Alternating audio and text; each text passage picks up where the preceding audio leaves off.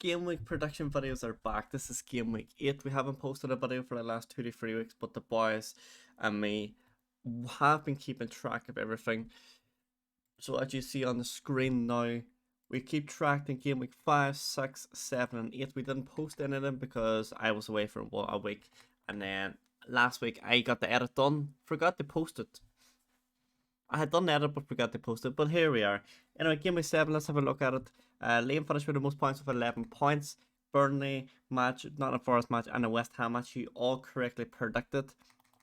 Delhi with a correct prediction was Luton to beat Everton, which was a wild shout at the time. When I read everyone's prediction, I was like, Luton to win the first game? Crazy.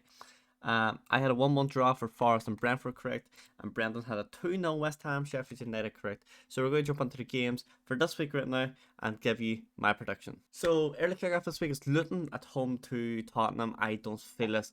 Me and the boys see all this going one way. I went for a 2-0 victory to Tottenham. Liam went 3-0. Brendan went 2-1, and Delhi went 3-1. All four of us going for a clean sweep for Tottenham, so that if Luton won, all of us lose points there. So, but I don't think Luton is beating Tottenham at Kenilworth Road. I just don't see it happening. Burnley hosting Chelsea at Turf Moor. Not a lot of us went the same direction in this one. I went for a 1-1 draw. Chelsea hasn't been hitting form. Burnley played good football. They played good against Manchester United. They played good at the weekend, or during the week against Luton, where they won. They play good football. It's just that the results haven't shown that at the minute. I think a 1-1 draw at home to Chelsea is a good result for Burnley.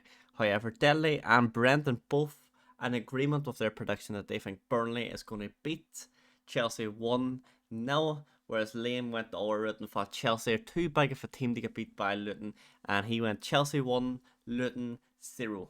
Game number 3 of the weekend is Liverpool's rivals Everton, who we do not like out here, sorry lads, hosting Bournemouth.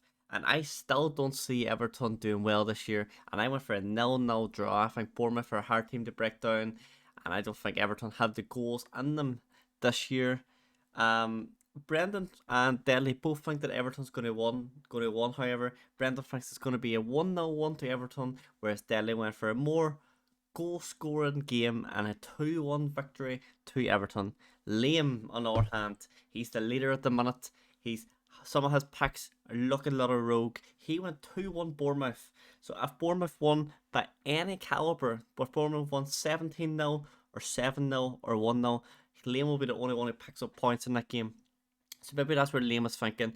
He sees always going for draw and Everton, and he thinks, you know what? I'm going to go Bournemouth. I fancy them. On to the next game. We got Fulham versus Sheffield United. Big game for Fulham. A must-win game, I believe, and all the boys are in agreement with me when I say that Fulham are going to win this game. Me and Delhi are in agreement that it's going to be 2-1. However, Liam thinks Fulham's going to keep a clean sheet and still score 2 goals. Liam went 2-0 Fulham. However, Brendan doesn't think there's going to be a lot of goals in this game, and he went for a 1-0 victory to Fulham. Next game, and I might have to, as soon as I finish this recording, I gotta pick up a phone and ring Delhi. He's a Manchester United fan, and for 7 weeks in a row, he's predicted Manchester United to win no matter who they're playing. That streak stops today, and we may need to check in on him. Boys, I know you are watching. Pick up a phone, give him a text. He predicted Manchester United 1, Bournemouth 1. Is he okay? Mad. Anyways, Liam also went down the same route, the leader, and he went for a 2-2 draw. So a lot of points up if it's a draw. Both boys will be fighting for 3 points there. Brendan and myself are in agreement that Brentford's going to win 3-1. I don't think United defensively are really solid this year. Evans, probably their best centre back so far. They played 1 game and got an assist and got a disallowed goal. United are a little bit of a trouble under ETH, so we'll see if that troublesome run continues after getting by Galatasaray in the Champions League. But we're going to move on swiftly into the next game. We got Crystal Palace, one of the teams I used to enjoy watching when Patrick Vieira was in charge. Kind of went downhill a little bit since his departure, and I went for a 1-1 draw against Nottingham Forest. Nottingham Forest with the people like Taiwo Iwawani, I don't know how to say his name, but he is really good. Morgan Gibbs White and all too. Liam is in agreement with me that there's going to be a 1-1 draw, whereas Brendan and Delhi both went Crystal Palace 1. Brendan went for a scoreline of 2-1 to Palace, whereas Delhi went 3-1. a lot of points on offer, a lot of games here where we're not going the same result, and that's what I like. That's what I love about the series and Game Week 8. Moving on to Liverpool game, Liverpool versus Brighton. Now. I went for a 2-1 Liverpool one. I'm quietly confident that we shall beat Brighton. Quietly. I don't want to shout about it. Results haven't went our way this year. We just beat Union St. Giles today in the Europa League. I think we could sneak past Brighton. I went for a 2-1 scoreline. Liam, who's also a Liverpool fan, went for a 3-1 scoreline. And Brendan went for a 3-2 scoreline. Who was the only guy not to pick Liverpool to win? Oh, that's right. The Manchester United fan. He went for a 3-3 draw. Dele thinks defence is not going to exist in 90 minutes. And he thinks it's going to be Brighton 3, Liverpool 3. West Ham versus Newcastle. Newcastle coming off probably the biggest one and the history. Well, not the biggest one in history. Probably the biggest one of the current 20-30 years for Newcastle after they beat PSG 4-1 at St James's Park. This time they travelled to London Stadium to West Ham. And I have went for a 2-1 West Ham one. Now, hear me out. I think Newcastle are on a high horse. I mean, on high. We've seen it in the first game. First game of the season, they won easy. Second game of the season, they got beat.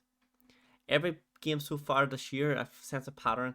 They have a little slip up. They slip up in games that they're meant to win. I think this could be one of those games. I wouldn't surprise me if Newcastle go out and put 5 past West Ham. West Ham be playing very good.